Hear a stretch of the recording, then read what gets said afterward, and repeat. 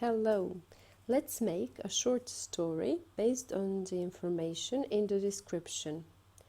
So, if you see the name here, Milan Aleksić, then you simply make a sentence. On se zove Milan Aleksić. 35. On ima 35 godina.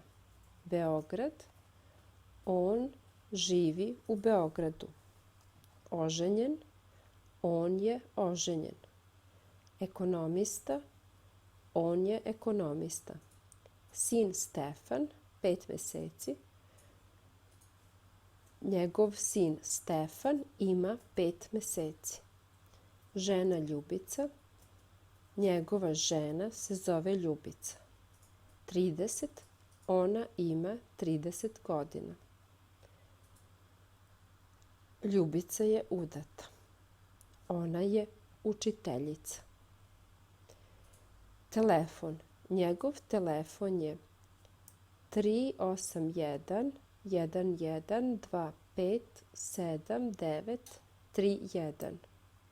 Mobilni.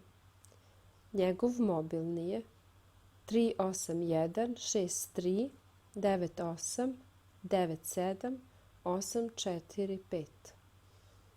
Adresa. Njegova adresa je Bulevar Revolucije 64. On živi u Beogradu u Srbiji. Njegova mail adresa je milanalex@gmail.com. Now I'm going to make another video where I'm just going to say the information and you have to make a sentence.